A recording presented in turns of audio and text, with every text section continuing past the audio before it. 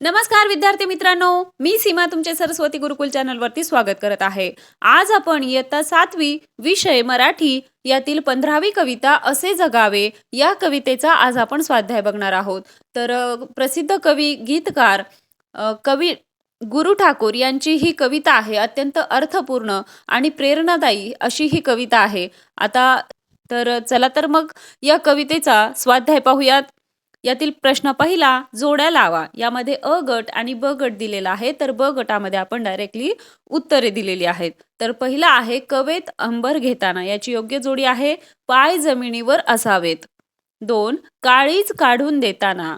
याची योग्य जोडी आहे ओठांवर हसू असावे. 3 शेवटचा निरोप देताना. याची योग्य जोडी आहे जगाला गहिवर यावा. 4 इच्छा दांडगी असेल तर. याची योग्य जोडी आहे अनेक मार्ग मिळतात.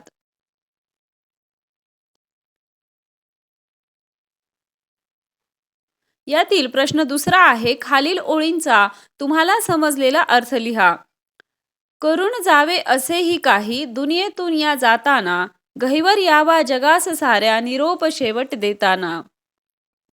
तर याचा मला समजलेला अर्थ आहे या जगाचा शेवटचा निरोप घेताना म्हणजेच दुनियेतून निघून जाताना, मृत्यू येताना असे काहीतरी भव्य दिव्य कर्तृत्व करून जावे की सारे जग तुमच्या जाण्याने हळहळले पाहिजे. सगळ्यांना गलबलून यायला हवे. तुमची आठवण यावी अशी कर्तबगारी करून जा.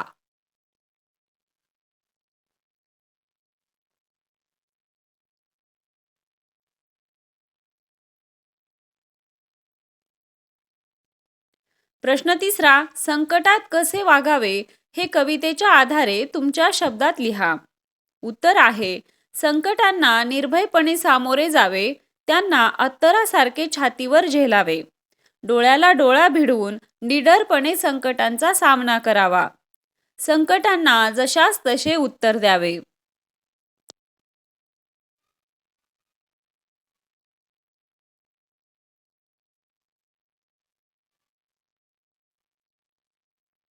चौथा प्रश्न आहे संकटांना न घाबरता तोंड द्यावे. याविषयी तुमच्या वाचनात आलेल्या एखाद्या प्रसंगाचे वर्णन करा. आता या ठिकाणी प्रत्येक जण वेगवेगळं उत्तर लिहू शकतं. तर प्रत्येकाच्या वाचनात या अर्थाचे वेगवेगळे प्रसंग आलेले असू शकतात. त्यानुसार तुमचं हे उत्तर राहील. आणि उदाहरणादाखल या ठिकाणी देखील मी तसा एक प्रसंग दिलेला आहे, ते पाहूयात. सुप्रसिद्ध कथा कादंबरीकार वि स खांडेकर यांची हरिण व पारधी ही एक रूपक कथा आहे. हरिणी जीवाच्या आकांताने धावत होती. तिच्या मागे एक पारधी बाण रोखून तिचा पाठलाग करीत होता. धावत धावत ती एक पहाडाच्या टोकावर आली. पुढे दरी होती आणि मागे पारधी. पुढे जावे तर दरीत कोसळून मरण येणार आणि थांबावे तर पारधी बाण रोखून उभा होता. अशा स्थितीत हरिणी क्षणभर विचार करून थांबली आणि पारध्यासमोर डोळे रोखून उभी राहिली. तिचे ते धैर्य पाहून पारध्याच्या हातातील बाण गळून पडला. प्रश्न 5वा आहे कवीने या कवितेतून दिलेला संदेश तुमच्या शब्दात लिहा. उत्तर आहे निर्भयपणे संकटांचा सामना करीत हसत मुख जगावे. दिव्य कामगिरी करतानाही वास्तवाचे भान ठेवावे. परोपकार करताना ओठी हास्य ठेवावे. जगातून निघून जाताना सगळ्यांच्या स्मरणात राहील असे कर्तृत्व करावे. काळावर आपला ठसा उमटवावा. हा संदेश कवींनी या कवितेतून दिला आहे. आता या ठिकाणी स्वाध्याय आपला संपलेला आहे. स्वाध्यायाच्या खाली काही आपल्याला प्रश्न अजून दिलेले आहेत, तर चर्चा करूया. या शीर्षकाखाली देखील आपल्याला काही प्रश्न दिले आहेत, ते पाहूयात. आयुष्य जगताना स्वप्ने पहावी. तर या ओळीचं विश्लेषण करायचं आहे किंवा अर्थ सांगायचा आहे, तर पाहूयात. आपण सर्वांनीच मोठी स्वप्न पाहावीत, कारण स्वप्न पूर्ण करण्यासाठी जिद्द, मेहनत, चिकाटी, आत्मविश्वास या सर्वांचीच गरज असते. स्वप्ने मोठी असतील तर ध्येय मोठे असेल आणि ध्येय मोठे असेल तर ते पूर्ण करण्यासाठीची जिद्द मोठी असेल. या सर्व गोष्टी ज्यांच्या जवळ आहेत त्यांची स्वप्ने पूर्ण होण्यापासून कोणतीही शक्ती त्यांना थांबवू शकत नाही.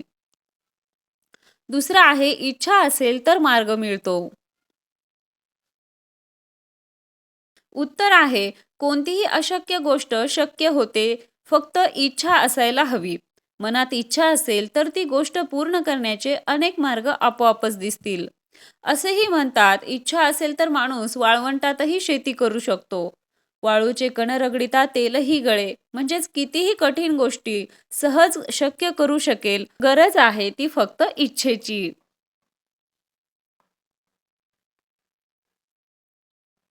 आता खेळूया शब्दांशी या शीर्षकाखाली आपल्याला काही प्रश्न दिलेले आहेत ते पाहूयात.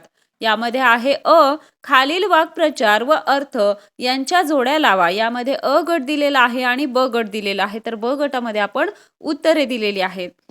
पाहूयात. 1. नजर रोखणे. याची योग्य जोडी आहे निर्भयपणे पाहणे. 2. पाय जमिनीवर असणे. याची योग्य जोडी आहे वास्तवाचे भान ठेवणे. 3. हसू ओठांवर असणे. याची योग्य जोडी आहे खूप आनंद होणे. 4. कवेत अंबर घेणे. याची योग्य जोडी आहे अशक्य गोष्ट शक्य करणे. 5. काळीज काढून देणे. याची योग्य जोडी आहे प्रिय गोष्ट दुसऱ्याला देणे. आता त्या पुढचा प्रश्न पाहूयात. कवितेतील यमक जुळणारे शब्द लिहा. तर पहिला आहे अत्तर. याचा यमक जुळणारा उत्तर, सत्तर, 72. 2. ताऱ्यांची. याचा यमक जुळणारा शब्द आहे स्वप्नांची. 3. जाताना. याचा यमक जुळणारा शब्द आहे देताना.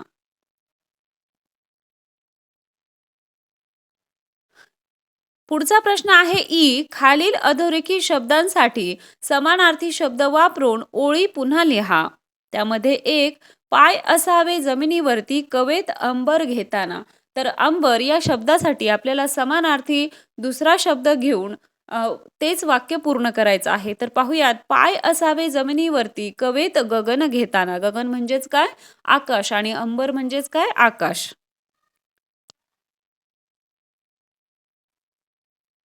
2.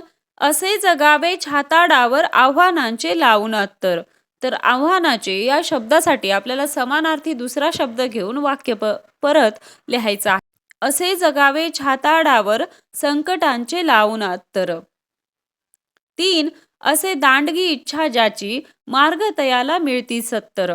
तर मार्ग या शब्दासाठी समानार्थी शब्द घ्यायचा आहे आणि वाक्य लिहायचं आहे.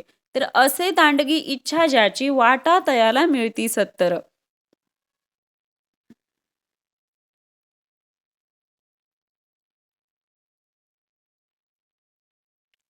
4. नजर रोखुनी नजरेमध्ये आयुष्याला द्यावे उत्तर.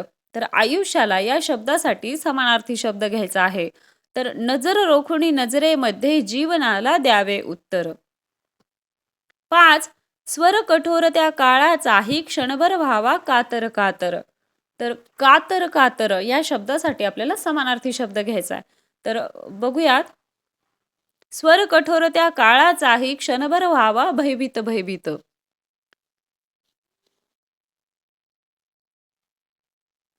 आता पुढे वाचा या शीर्षकाखाली आपल्याला एक उतारा दिलेला आहे.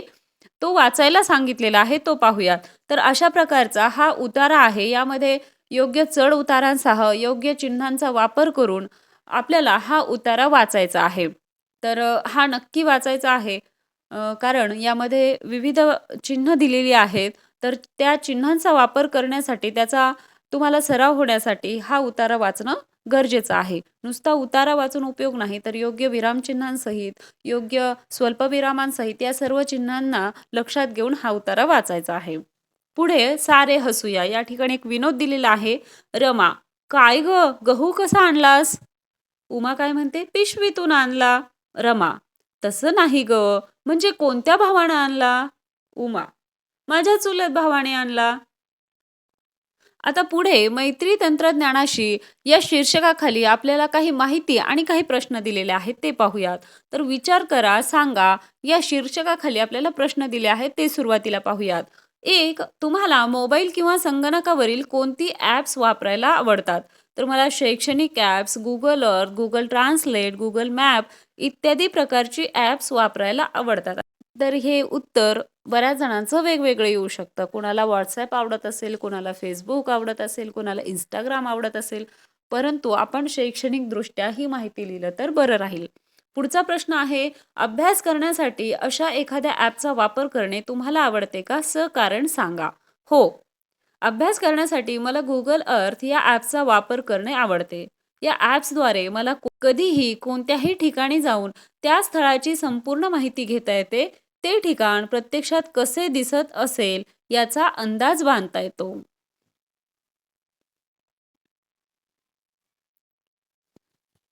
तिसरा प्रश्न आहे, या विविध ॲप्सचा उपयोग तुम्हाला आवश्यक वाटतो का? असल्यास किंवा नसल्यास का ते सांगा. उत्तर पाहूयात. हो. मला या विविध ॲप्सचा उपयोग करणे आवश्यक वाटते. प्ले स्टोअरवर त्या इयत्तांची विविध ॲप्स उपलब्ध आहेत, ज्याद्वारे आपण घरबसल्या विविध बाबींचे सखोल ज्ञान मिळवू शकतो. विविध गोष्टी शिकू शकतो. विविध डिक्शनरींद्वारा आपण एखादा शब्द विविध भाषेत शिकू शकतो. या प्रकारे आपल्याला एखादी नवीन भाषा शिकायची असेल तर आपण विविध डिक्शनरीज व Google ट्रान्सलेट यासारख्या विविध ॲप्सच्या साहाय्याने नवीन भाषा देखील शिकू शकतो.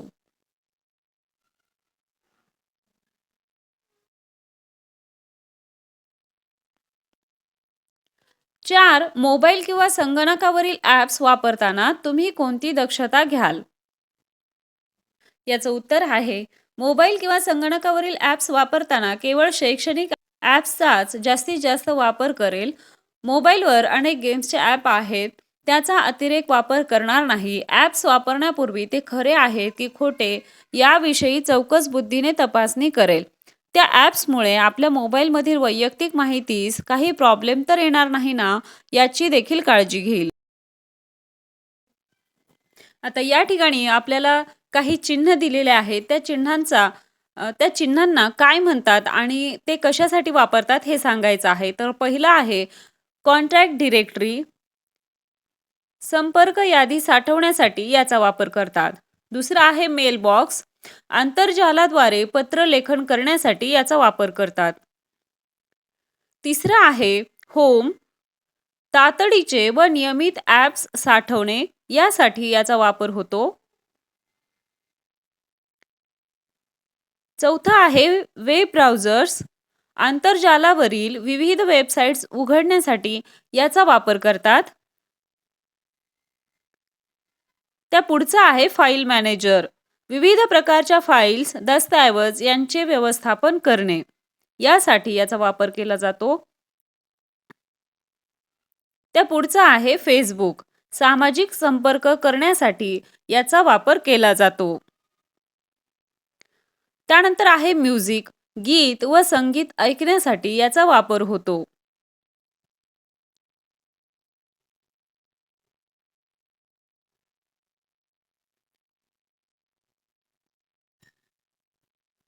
त्यानंतर आहे व्हॉट्सॲप, मजकुरांची देवाणघेवाण करणे व संवाद साधणे यासाठी याचा वापर होतो. त्याचबरोबर नोटपॅड, टिप्पण नोंद करण्यासाठी. त्यानंतर आहे सेटिंग्स, भ्रमणध्वनीचे अंतर्गत ॲप्स नियंत्रित करण्यासाठी याचा वापर होतो. त्या पुढचा आहे ट्विटर, सामाजिक संपर्क माध्यम असून व्यक्तिगत मत व्यक्त करण्यासाठी याचा वापर होतो. कॅमेरा, तर याचा तर वापर आपणा सर्वांना माहीतच आहे. परंतु तरी देखील फोटो काढण्यासाठी व छायाचित्रण म्हणजेच व्हिडिओ करण्यासाठी याचा वापर होतो.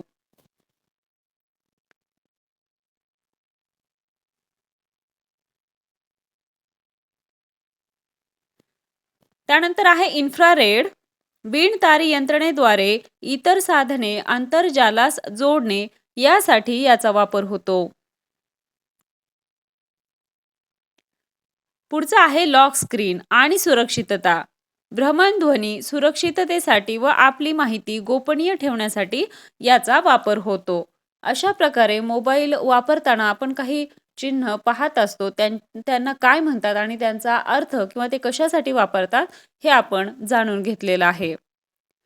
आलं लक्षात? आशा आहे तुम्हाला सर्व प्रश्नांची उत्तरे समजली असतील. आपल्या चॅनलवरती सर्व विषयांचे व्हिडिओ अपलोड झालेले आहेत. त्यासोबतच विविध विषयांवरची भाषणे, पत्रलेखन आणि निबंध लेखन याचे देखील व्हिडिओ अपलोड झालेले आहेत. ते देखील तुम्ही चेक करा आणि प्रत्येक व्हिडिओच्या डिस्क्रिप्शन बॉक्स त्या विषयाचे प्लेलिस्टची लिंक दिलेली आहे. त्यावरती क्लिक केलं तर सुरुवातीपासून ते शेवटच्या पाठापर्यंतचे सर्व व्हिडिओ तुम्हाला एकाच ठिकाणी मिळून जातील. हा व्हिडिओ कसा वाटला ते कमेंट करून नक्की सांगा. व्हिडिओ आवडला असेल तर व्हिडिओला लाईक करा, तुमच्या मित्रांना हा व्हिडिओ शेअर करा आणि सर्वात महत्त्वाचं म्हणजे चॅनलला सबस्क्राईब करा. भेटूया पुढच्या व्हिडिओमध्ये. तोपर्यंत धन्यवाद.